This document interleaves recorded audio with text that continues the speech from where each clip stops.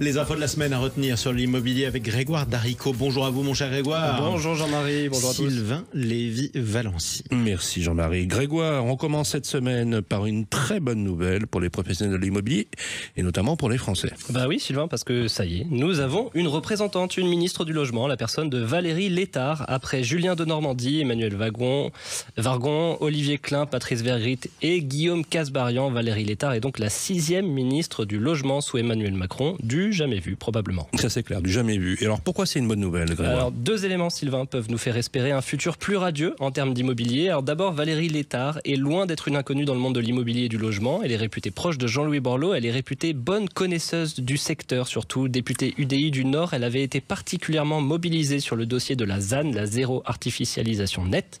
Assistante sociale de formation, elle œuvre rapidement pour la politique de la ville de Valenciennes. Elle a été donc repérée par Jean-Louis Borloo et a intégré l'équipe municipale de la ville du Nord. Elle sera par la suite sénatrice pendant 18 ans avant de prendre un peu de recul en 2017.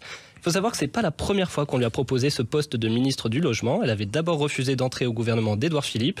On raconte qu'elle ne se sentait pas avoir les coups des franches. C'est désormais chose faite. Une arrivée qui a en tout cas été saluée par la profession, qui y voit un bon signal envoyé. Un bon signal surtout, et c'est la deuxième bonne nouvelle parce qu'il s'agit d'un ministère de plein exercice. C'est-à-dire que Valérie Létard n'a pas de ministre de tutelle, comme c'était le cas pour ses 5 prédécesseurs. Une situation qui n'était plus arrivée depuis Emmanuel Cos en 2016-2017. Alors, on espère que ce soit une bonne nouvelle si elle a gagné les arbitrages à Bercy. On en parlera avec beaucoup de vigilance. Après la politique, point sur les prix, Grégoire, et focus sur les régions où ça baisse. Oui, Sylvain, on en a parlé. Les prix, ils amorcent une légère baisse. Moins 2,2% sur les 12 derniers mois d'après la Fédération nationale de l'immobilier, la FNAIM, qui vient de publier sa dernière note de conjoncture. Une baisse des prix qui avait compensé une forte hausse des taux. On verra ce que cela donne ensuite. Et maintenant que ces taux ont aussi baissé récemment. Alors, d'après la FNAIM, 3 départements ont été principalement impactés. Sans surprise, il s'agit d'abord de Paris où les prix ont baissé de 6,7% et où le prix au mètre carré est désormais passé en dessous de la barre mythique des 10 000 euros. Vient ensuite le Rhône avec moins 6,4%, puis la Gironde avec moins 6,1%. Une baisse des prix tout de même importante dans les Landes, moins 4,8%, dans l'Hérault, moins 4%, ou encore dans les Hauts-de-Seine, moins 5,8%. Et même les zones touristiques voient les prix reculer, c'est là où c'est intéressant. Bon, on a quand même quelques départements qui résistent, comme le Calvados, la Creuse ou la Lozère. Dans ces 3 départements, les prix augmentent même de 1% sur l'année. Bon, c'est quand même un cycle baissier qui touche à sa fin puisque les prix commencent à stagner, ça y est. Bon, dommage, parce qu'il aurait fallu une baisse de 10% environ pour permettre aux ménages d'investir de nouveau et ainsi relancer un marché en berne.